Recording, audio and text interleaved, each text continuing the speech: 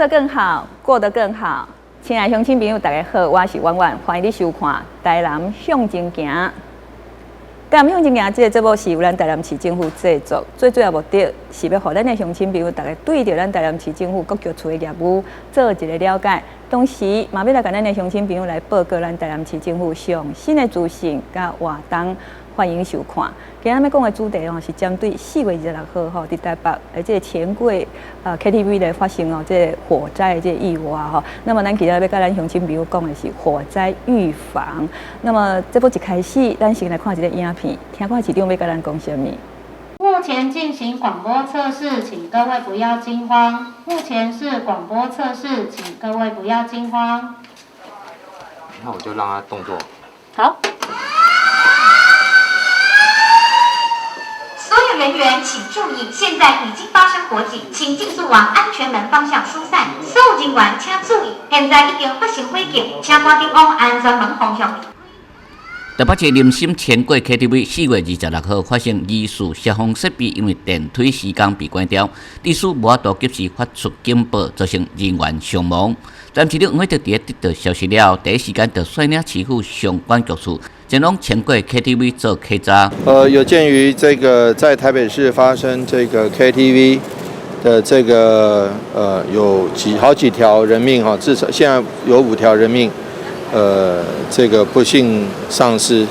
那由于发生这个火灾，所以我想说，第一时间我们要有这个危机意识，也就是要来这个在针对一些人潮聚集的场所，像 KTV 来做这个消防安全检查。黄伟哲代表示讲，今日是为台南市消防安全来把关，同时来检查业者敢有确实依照着规定实施消费实名制登记。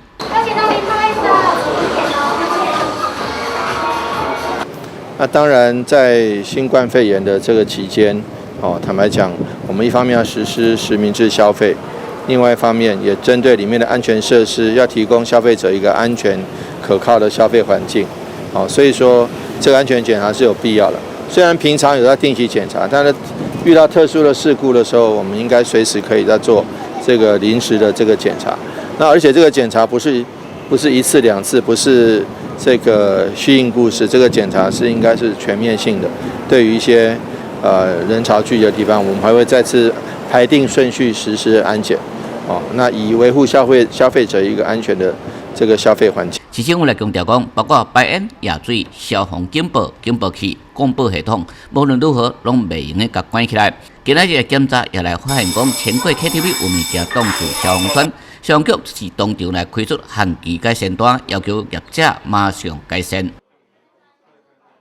那么伫4月26号咱拢知影电视啊、媒体啊报道非常的大。那么伫台北的这个钱柜 KTV 发生遮尔大的这个火灾啦死亡的这个人数呢，到今仔日咱看到的已经是6个人那么这宝贵的生命就这样子不见了手一条瓜全咧无去真的是很可惜啦那么这个钱柜发生的这个火灾呢我们也知道说从这个里面呢我们看到很多的问题包括讲咱看到媒体咧报道啦，讲因为可能是这个施工啦啊，还有因为这些消防设施伫迄个时阵竟然是关起来那个让我们觉得很不可思议啦那么因为这个火灾呢咱大家拢非常的重视。那么咱台南市政府呢，咱黄伟哲市长嘛。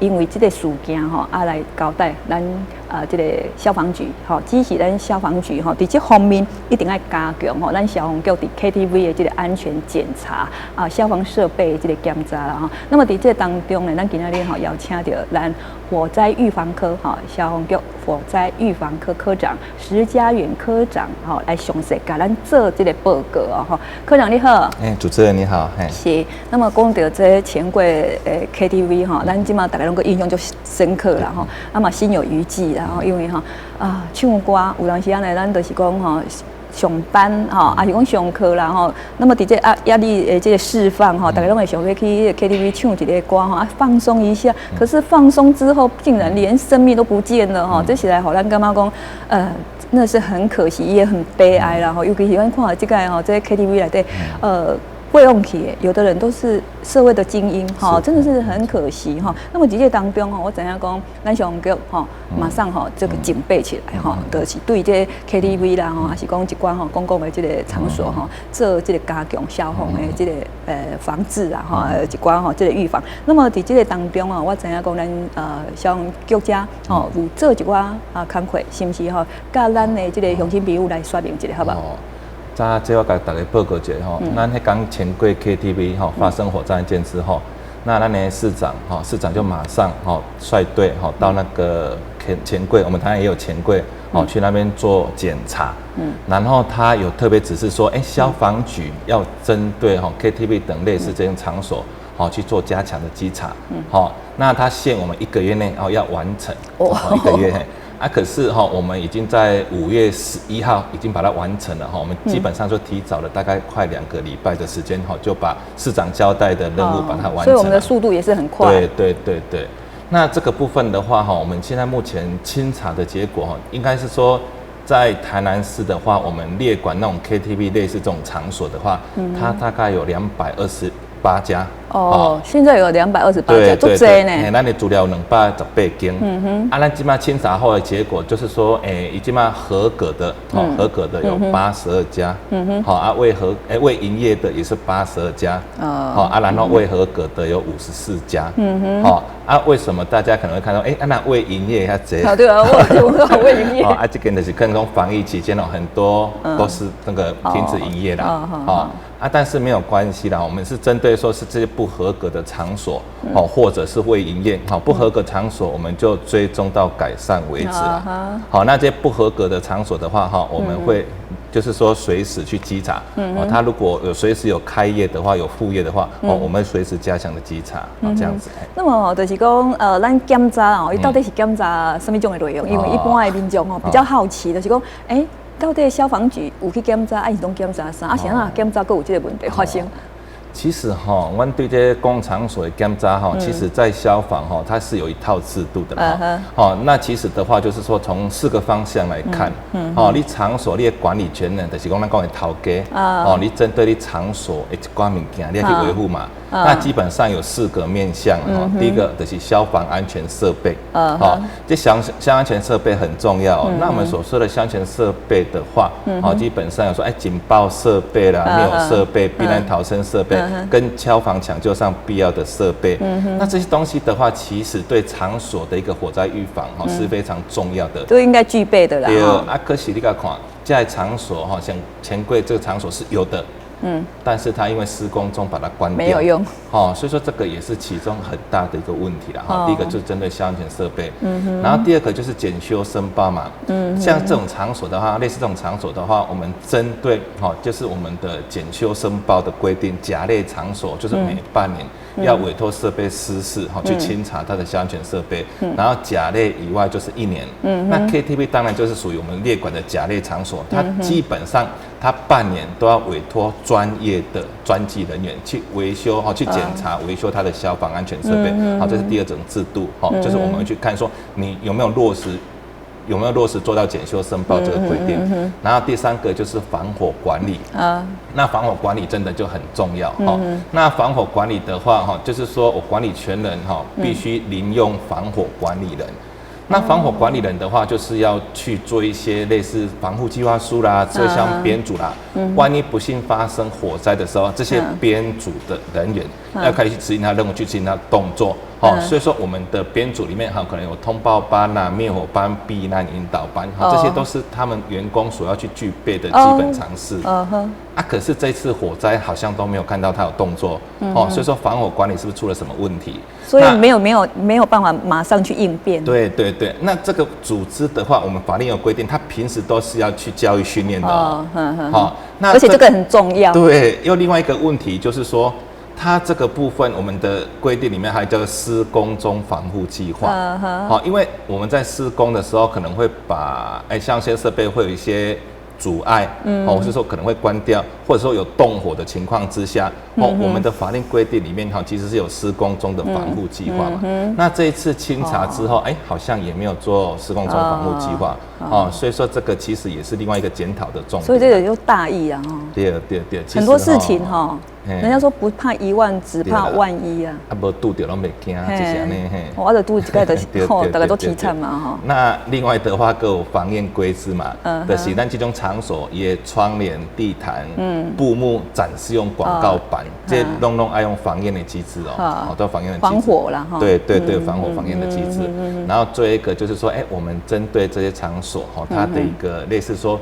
它如果有妨碍逃生通道啦，然后安全门上锁啦，或是说一些防火需要破坏掉之后，那这个主管机关当然是在建筑主管机关，台南市就是公务局嘛。那如果说我们有检查到这些行为的话，我们基本上会协助查报通报我们公务局去处理所以说基本上针对这些场所的一个检查，我们会具备这四个的面向这样子。当然啦这4个如果都做到的话，那这个灾害的几率就很低了就是看这业者有真正做有没有彻底去做啦这咱的主管单位嘛是最重要，因为可能要随时去做稽查啦因为这业者他们有时候像这个发生这个问题，我们都觉得很诧异啦较有这个代志发生那么就是讲，咱这个检查当中一定有人无合格无合格到尾咱消防局要处理。基本上伊若无合格的话咱会去甲开单，叫爱改善啦那基本上咱的处罚方式基本上就是说，如果针对设备不合格的部分，咱的限改单，就是限期改善通知啦。就讲我限你大概1个月，你要完成改善，然后我会再去复查。然后你如果再不改善的话，就有举发的问题，就是举发就是爱罚款，对不对？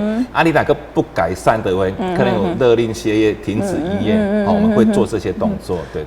那么就是讲，在这当中啦，我们过去处理过了，是讲给举发啦，给罚款啦，或者是讲有勒令停业，这种几率高不高？目前的话，以台南市来讲是不高。我们这么久，从合并到现在大概有1件，一件，那是一个。应该是技术社的问题啦。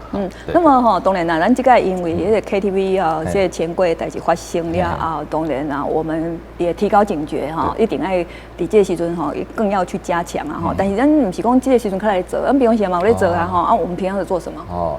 其实针对这种场所我们的检查的频率是非常的严格啦那在我们的法令规定里面至少说它每半年就是要去做一个检修申报嘛。那检修申报的话，我们有一个复查的机制。那另外的话就是说，在我们的检查注意事项里面，这些场所的话，它基本上我们1年至少1年都会清查一次。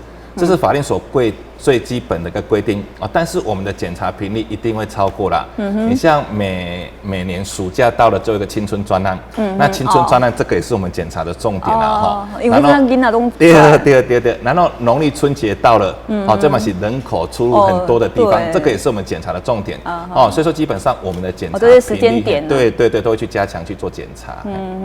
那么就是讲咱这个去到 KTV 的时候，咱消防局家都已经有做这个检查，还是讲随时去跟他这个抽检啦当然这部分这不是民众的代志嘛，咱就变成讲爱信任那个消防局有去做这个工作但是民众家己嘛有一寡这个危机意识咱去到那个 KTV 的时候可能有一寡。真正发生的时候，咱嘛爱家己做好这个一般的常识要让他保护自己是不是？请咱这个科长跟我们介绍一下。我来说明一下其实为什么说我们是规定它叫做甲类场所甲类场所就是说基本上是危险性比较高一点那逛街场所可能就是饮酒作乐啦，上面会相对的它危险性会比较高一点。那针对这些场所的话，民众你第一个你去消费的时候，第一个。我们都是宣导说，你要先注意它的一个逃生通道，逃生门在哪里？万一发生灾害的时候，你应该往哪边去跑？这是最主要的观念。那这个东西很简单你们到陌生的场所里面就基本上去看一下嘛，观察一下。对安全门的对。基本上咱弄那种场所那种要求它逃生路线图嘛，你基本上逃生路线图去看一下，离最近的逃生通道在哪里？这是最基本的观念嘛。那另外的话就是说，你进去到这个场所，你有没有确定它是避难2方向原则嘛？这足重要哦。单一出入口的场所是今年做诟病的哦。你看民国84年的时候，威尔康怡西餐厅死了64个，它有一个要件就是叫做单一出入口。所以说单一出口这个地方其实非常令人诟病啦哈。所以说基本上民众你要先确定是说，你到了现场里面，对，你讲发生灾害要从哪边去跑，那这些通道是不是畅通的？这才是一个重点啦。我曾经有一个是朋友的 KTV 啦那我去过然后他去的时候，他就一直跟我介绍因为那个消防设备啦还有他们的安全门我的感觉是真的他们做得很好。为什么？因差不多平均3-4间包厢，4-5间包厢，这个中间比如说这5间包厢跟这5间包厢中间就有一个安全门那我是觉得说因为咱有当时咱人去唱歌的时候其实都放松啦，对，你真的有人去做这种去看安全门的对我觉得不多呢，对，其实就是变成民众的观念有没有达到那个水准啊？那基本上像这个东西的话，还是回归到防火管理机制啦。如果万一真的发生火灾的时候，你这个防火管理机制你要动起来啊！至少我的避难引导班你要协助民众怎么去避难嘛。所以基本上我们防火管理的精神就是在这边。那么我好多讲伊安5间中间就有一个安全门，其实那个距离很短因为咱来发生的时候，大家都慌了，慌了，底下远的所在，你被吹到遐，而且讲已经冒烟有时候也要去到那个地方，也是困难啦但是伊5间所有的距离很短，我们如果发现的时候，那要冲出去我觉得还应该是来得及的安全啦。那么他都话咱科长在讲就是讲这工作人员伊的这种一个意识就是他的这种常识非常的重要那么是不是就这部分咱就是讲科长给咱的乡亲朋友做一个介绍啦，这些工作人员因在训练的时候是训练上面，因为这些工作人员训练的东西以后我们都会用到，因为咱到发生的时候刻意给咱讲规咱家己对，我们自己有那个能力嘛，有那个智能嘛其实这个防火管理的观念都是相通的啦我们是把说这些观念运用到他们的编组里面了那其实我们做防火管理就是预防的动作就是万一发生火灾之后，你要去动作去做确实的去减低灾害的一个损失嘛那这些编组基本上我们就要编灭火班、通报班跟避难引导班嘛那如果说员工50个以上就会增加安全防护班及救护班嘛那这些人就是说发生火灾的时候你要开始去动作嘛你像灭火班发生火灾的时候你这些灭火班的人，你的基本的任务就要赶快去灭火，对，灭火但是灭火也不是说大大小小的火都去灭了，只有依他们的能力就是做到初期灭火其实我们跟一般民众在教导也是做到初期灭火嘛那如果真的火没有办法灭的时候，你就把它局限起来，门关起来至少它不会快速的去燃烧这是灭火班的任务嘛就是一开始我们发生火灾就要灭火那灭火重点就是我们跟民众教导的一样，叫做初期灭火初期灭火要灭所以初期灭火这个概念其实要讲就是讲你哪感觉你生命有时候太危险了，你讲火势你没有办法控制的时候，紧走，你就是叫初期灭火。你讲我讲对了紧走就是上基本的观念是安尼啦紧走免管你紧走对，这是灭火班的任务嘛然后通报班发生火灾的时候通报嘛通报谁？第一个就是119嘛你要改119告知说我家发生火灾，119要进来，对你要拍一波对咱讲的通报愈拍愈大对我们讲的通报是2方向嘛，第一个是119嘛，第二个建筑物内部的，你马上通知啊。对，你每当讲你要通知119等119搞的时候内底人都不知会烧其实会妨碍他们逃生的一段时间啦这是通报班嘛那避难导班就是刚刚我们所讲的，这些避难导班的人员必须要把人疏散到安全的地方去这是他们的责任嘛那如果说50个以上的话，他还会有安全防护班、救护班这些功能所以说这个防火管理其实在软体的管理上，我们说软体啦，就是人员这边的管理上，其实是非常重要的。因为就是讲他说咱科长讲的什么灭火班呐很多班呐到是迄个时阵你若家己一个人客我跟你讲，拢家己全部的每一班都在自己的身上啦，哈，所以哦，那个是无分工合作啊，哈，就是你怎样的知识越多，哦，保障你自己安全健康的如有保障嘛，哈，啊，所以今天吼，咱科长来到这个所在，甲咱的乡亲朋友吼，我们等于是在做一个危机，这个训练哈，咱透过今天的节目吼，咱的迄个科长甲咱教，咱当然无希望用到，可是真的。有需要的时候，我们今天科长教的这些，我们就用到。我要问科长的，是讲一般啦哈，像这种情形发生火灾的时阵吼，比较容易犯错的。像我这紧张可能都昏倒，昏倒嘛犯错嘞吼。逃生的观念哦，其实比以前更进步了啦哈。现在其实大家知道说，我们在建筑里面哈发生火灾，要逃生的第一个通道一定是从主要的逃生通道啦。还主要逃生通道就是咱讲迄个室内安全梯，那是基本上是最主要的逃生通道嘛。可是第一条路不一定是跑得通的嘛，对不对？那第一条路如果跑不通的话，基本上我们刚刚介绍的避难两方向原则嘛。那第二个方向是什么东西？就是我们消防器材里面的避难逃生器具里面，叫做缓降机。可是说真的，缓降机很多民众都不会用。对。哎呦，这几楼第一天晚上那溜落来，真的。其实缓降机我有规定到10楼年啦。是啊。到10楼年，对。我没有用过。对。这就是咱讲的第二个方向嘛。那第三个方向呢？怎么我无多照外面个浓烟幕布啊，变安怎？对啊。就变成室内待救。那室内待救对。室内待救一个就是一个最主要的关键，就是你必须把火势跟浓烟你要阻挡在外了。那你如何把火势跟浓烟阻挡在外？最主要还是浓烟呐。对。那你如何把它阻挡在外？其实现在在宣导的一个很重要的观念叫做关门塞门缝。就是门关起来，它既然形成一个区划，虽然不是咱讲完整的防火区划，但就是一个区划的一个观念。你人在里面是安全的，你在这边可以等待救援嘛，对不对？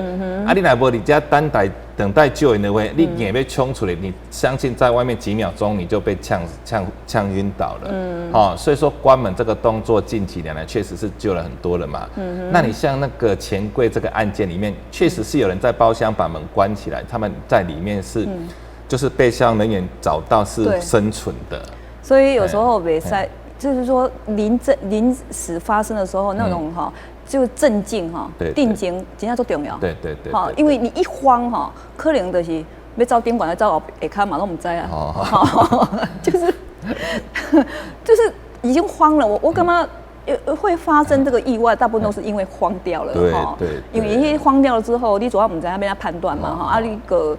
早就唔知啊，发生意外那个有时候都是几分钟的时间啊。其实咱伫迄个当中一定有人去报119嘛，有人去报119。如果你若是好适度做好多咱科长改一下动作，无定着呢，伫迄个时间内底你保住自己的安全来消防局的人来就可以救到你。那么各有其他我们必须要注意的没有？其实刚刚主持人讲的很对啦，立功发生这种事情，人不会慌那是不可能啦，对，一定是很慌啦，除非他是专业的消防人员，有经过专业的训练嘛，不然人一定会慌啦。但是慌的状况之下，还是要把是一个比较大的原则嘛，刚刚主持人有谈到过，是说，发生火灾，有人还在考虑说往上跑还是往下跑，对，其实这个问题最近也是大家一直在讨论的一个议题，对。那其实发生火灾说真的啦，跑到哪边最安全，就是跑到外面最安全。远离这栋建筑跑到外面最安全嘛。所以说我们的原则就是往下往外跑。往下往外跑。对，一定要往下往外跑。那我们台湾的教法里面，因为我们台湾建筑的结构里面就是说。基本上很多都是防火区划，它不是那么完备嘛，所以说往下一定是原则就是往下跑嘛。那在台湾的一个教法里面，就往下不能跑，就是绝对不能往上。为什么？有时候火势往外上窜烧的速度会比较快啦。所以说对，所以往下往上基本的原则的是安尼。要往下。对。因为现在都是高楼大厦。对。我想讲以前平房啦当然是一定往外啦往下。对。现在都高楼大厦，所以有那些会慌掉呢。到底是顶管起的，还是下落的大家紧张。然后我要请教我们科长的，讲像你是消防人员，你这一方面的那个知识很强嘛你干嘛真正自己度过火灾？其实我真的是没有遇到过火灾啦，去怕会有啦，直接自己亲身遇到是没有啦。对。那么这些当中哈，有时候我们看到消防人员真的是很英勇哈，我们有时候真的是很敬佩我们的消防人员哦，因为因为这个对哦出生入死哈，真的是这个就是一定危险的地方嘛，好，这个时候一定有危险的，你还要往里面冲，我们真的哈真的是很敬佩，这点是不是跟咱分享一下心情？哦。其实都是像人在讲的啦，消防人员吼，甲讲好听，人叫做活菩萨啦，对不对？你看到发生灾害时，大家拢往外冲哦，这嗡嗡的人在往内冲，对。所以说大家都会给人说，消防人员可能这是真的是活菩萨啊，真的呢，我真的很敬佩他们这些消防人员，尤其是够义消，义消哈，这是无薪水的呢，义消更较甘心，哇，那真的是太敬佩他们了哈。我们目前有多少义消？台南市大概有2000多个义消哦，所以不简单。对。因为我现在老公有义消，因为我认识有一些人是义消哈，那我就觉得说他们真的很敬佩。那么就是讲，咱哪是讲有一个所在发生火灾哈，那消防局加的通讯出去嘛，他们就会收到那个警报。如果说他们在就近的话。他们就赶快冲出去，所以有时候消防人员还没有到的时候，这些义消已经到了现场了。对，所以这个机动性真的是让我们非常的这个敬佩。其实台南市的义消对台南市的消防帮助很大哦。是就像你讲的义消是散布在各地方，对不对？对。有时候无线电通报以为为义消，比方他临近的24点钟在听我的无线电呢。是。若听到就近，我到你边啊，他当然一定会比我们更早到达现场，对，所以说他们精神是蛮敬佩的，所以发挥的那个功能有时候不小呢，对，没错。那么今天咱感谢咱火灾预防科科长施家元科长来跟咱聊这么多这起来对人非常的重要啦，所以我们这一集你如果没有认真看，你还要看重播。最后科长跟咱就是做个结语好不好？好，那其实最近的话，确实是火灾真的是频传了哈。那基本上火灾的话像最近几次一个像是也比较大家在讨论的，就是那个高一前院长他们一家5口上车在火场，我都忘记这一件。对，那个案件其实大家一直在谈，你看都精英对，一直在探讨嘛。其实你们再了解一下，其实火灾发生率我们据我们统计。比较高的地方，其实是在一般住宅场所，其实是在一般住宅场所，而不是公共场所。那一般住宅场所会发生什么样的？一般住宅场所又是消防法管不到啊。对所以说现在目前我们政府有积极在针对这些住宅场所，其实有一个很重要的政策，就是住宅用火灾警报器的一个设置，推动住警器的一个装置。其实好像有一些新的房子盖的时候，它就会有这些设备。对，一般来说因为这个东西的话我们有跟公务局那边协调因为一般住宅场所的里面它可能要拿到建造使照的部分，那建造使照的部分它必须要有装住警器，公务局才会核准给他们嘛。这是针对新建的场所嘛。那一般计设的场所就是说，我们要靠我们去跟他宣导，请他们去装啦。但是在台南市根据市长的一个指示，我们针对弱势，我们都免费帮他们装。对。因为弱势团体他们有时候前一家都无搞，靠个人各项自己的所在。所以咱针对弱势团体，咱的设置率真高拢90几%起哦。那咱全省呢，全市的设置率现在目前是74%点多啦。所以说在市长的支持之下，真的我们这一块也是做得蛮快的。今天感谢咱施科长跟我们聊这么多谢谢，再一次谢谢科长，握个手，用遥控的因为这个现在有这防疫期间那么感谢我们科长，也感谢咱雄青评务的收看，谢谢，我们下次见。谢谢主持人。